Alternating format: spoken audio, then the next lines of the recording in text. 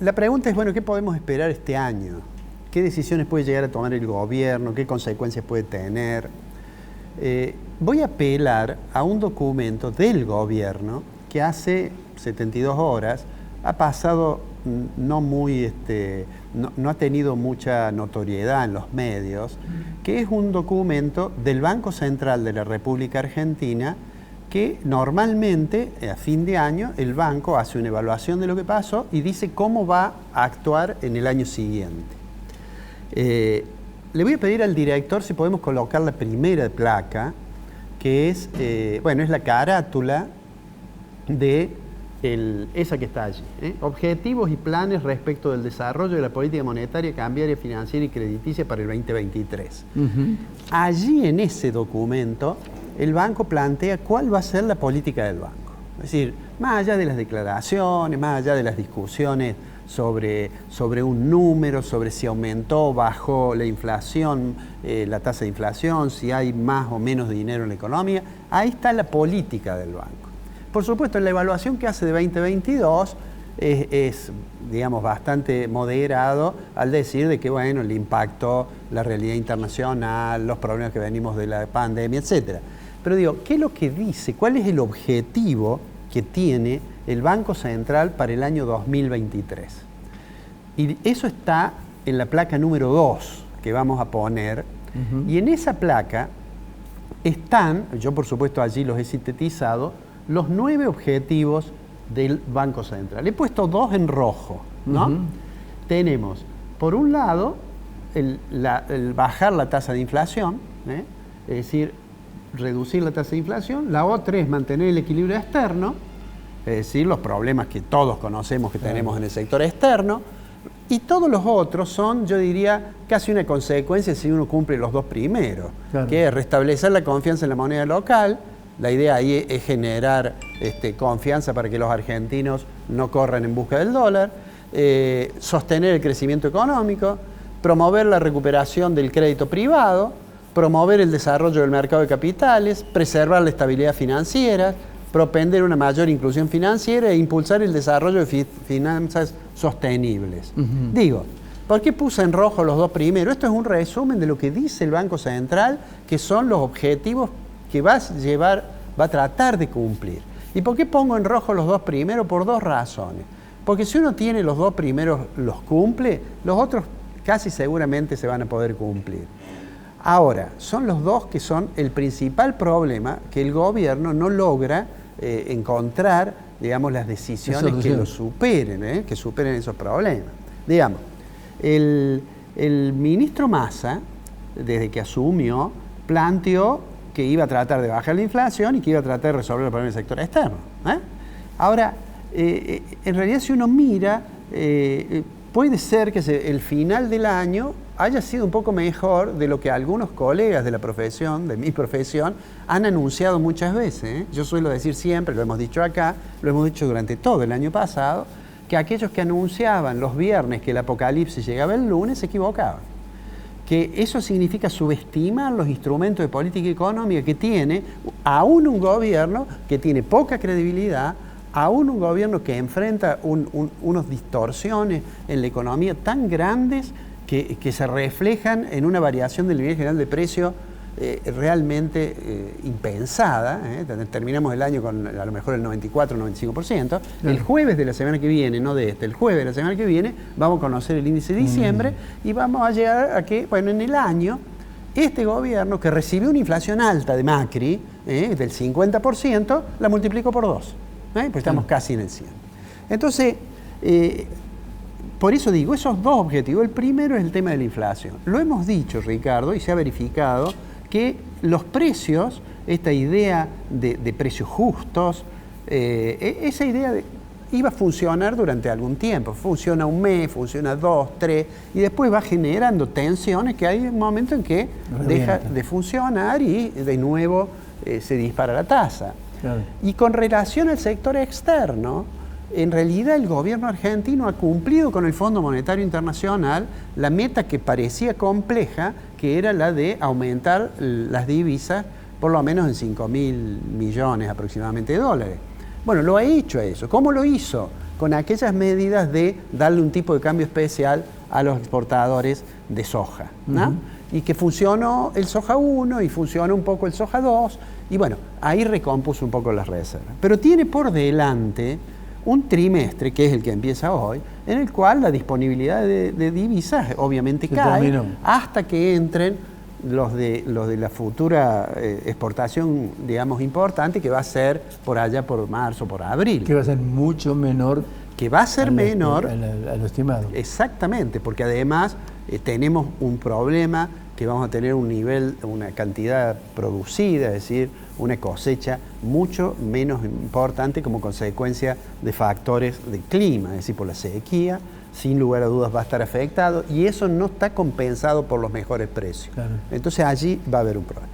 Por otra parte, tiene uno de los elementos que se señalan muy complicados y que muchas veces se dice esto es que en cualquier momento puede explotar, que es el problema de las deudas, la deuda interna, no solamente de la deuda externa. Hoy, digamos, está cerrando a esta hora, estamos grabando 16:30, a esta hora está cerrando una licitación para un canje. ¿Qué ha hecho el gobierno? Ha tomado un conjunto de títulos que vencían en los próximos meses, son más 1.100 millones. Nueve títulos distintos, sí. Y va a tratar de hacer, digamos, de canjearlos. ¿Cuánto es el monto ese? 4.2 billones. 4.2 billones es lo que va a tratar. Y que es muy probable que tenga bastante éxito, porque ha ofrecido, digamos, una canasta atractiva, porque obviamente al inversor lo tiene que tentar cada vez más. Y entonces está la opción de ajuste por precio, está la opción por dólar, y entonces le ofrece. ¿Y qué quiere tomar el gobierno? Quiere tomar títulos que vencen más o menos todos, o por un porcentaje importante de ellos, aproximadamente un 40% de los títulos que a esta hora se han presentado para esta licitación, para canjear en esta licitación, esos vencen más o menos hasta febrero de 2024. Es decir, está claro que el gobierno lo que quiere hacer es hacer ese canje, porque si tuviera que pagarlos a medida que van venciendo, tendría una expansión monetaria muy grande. Entonces, lo más probable es que él tenga un relativo éxito, de hecho lo ha tenido. Esta es la tercera licitación que se hace desde que Massa está en el ministerio. Este es más importante porque, insisto, son 4.2 billones, pero es muy probable que tenga un resultado bueno, sobre todo porque más de la mitad de los títulos que hoy se ofrecen a canjear, de esos 9 títulos que hoy se ofrecen a canjear, con una canasta de opciones muy tentadora para los inversionistas, más de la mitad está en poder de organismos del Estado. Claro. Está en poder del ANSES, está en poder del Banco Central, etc. Entonces, ¿cuál es la idea del gobierno? La idea del gobierno es decir, bueno, yo tomo todos estos títulos, que insisto, es mucho, 4.2 billones es mucho, que vencen de acá a febrero del 2024 la mayoría, y lo estiro. ¿Qué está pensando el gobierno? Bueno, no me puedo arriesgar a tener en los próximos meses una situación que, digamos, no me tenga que pagar los títulos y tenga una expansión monetaria muy grande. Entonces, esa idea del gobierno está en línea con lo que dijimos desde que comenzó Massa en su gestión, que es la idea de tratar de llegar a lo mejor que pueda a las elecciones. Es decir, es un puente angosto, complicado. Con esto va a tener un cierto alivio, y ese cierto alivio, vale la pena recordar lo que sucedió en agosto del 2019. En agosto del 2019, el gobierno de Macri, después de las PASO y del resultado de las PASO, hubo una corrida que todo el mundo perdió confianza y tenía muchos vencimientos, y quizás no lo había previsto el gobierno, y ¿qué terminaron haciendo? Por usar una palabra de esta que inventamos los economistas, reperfilando la deuda en pesos. Bueno, entonces, para evitar eso, se ve que Massa dice, bueno, vamos a tratar hoy, el viernes se va a liquidar la operación, pero hoy a las 4 de la tarde se cerró la licitación para estos 9 distintos tipos de bonos. Yo diría que es probable que consiga un buen resultado, insisto, porque entre el 50 y el 60% de los títulos están en manos del Estado. Entonces, lo que van a mirar los operadores no es el título que va a salir mañana en los medios que va a decir el gobierno logró canjear el 100% de los títulos que vencían, o a lo mejor consiguió más del 100%. Lo que van a mirar los operadores es qué porcentaje de eso es del sector privado. Claro. Porque el del sector público se sabe que el ministro le habla al presidente del Banco Central mediante una vía indirecta para que entre en el canje, y lo mismo el ANSES o cualquier organismo del Estado. Entonces, esa es la estrategia que tiene ahora en el corto plazo el gobierno. ¿Nosotros qué podemos esperar? Lo dijimos al cerrar el año pasado.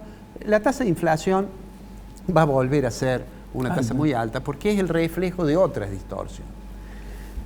El nivel de actividad se va a ir desacelerando, ya hay algunos datos que muestran que se va desacelerando, porque la inflación, así como acelera el consumo en una primera etapa, después llega un momento que afecta el poder de compra y ya la persona reduce su consumo.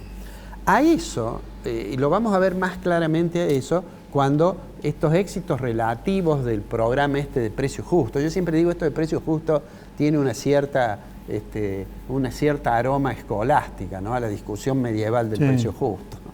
Pero no es nada justo cuando uno va al supermercado. Pero lo más probable es que eso funcione un tiempo y después vamos a volver a eso, a tener una tasa de inflación alta con un nivel de actividad probablemente desacelerándose. Y ese escenario, desaceleración económica con tasa de inflación alta, es muy difícil de resolver con la política económica, porque algo que trate de bajar la tasa de inflación puede influir generando mayor recesión, y algo que trate de reactivar la economía puede influir retroalimentando la inflación. Entonces, digo, el año 2023 va a ser complicado, a lo cual tenemos que sumarle, obviamente, el proceso electoral, y además, como siempre digo, no hay política económica que funcione sin el soporte de la política.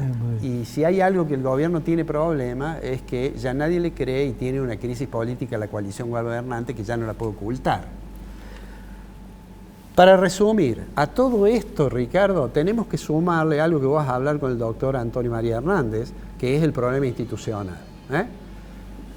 Digamos, está claro que algún país puede funcionar la economía bien aunque la institución tenga algún problema, y se nos viene a la cabeza a veces Perú, ¿no?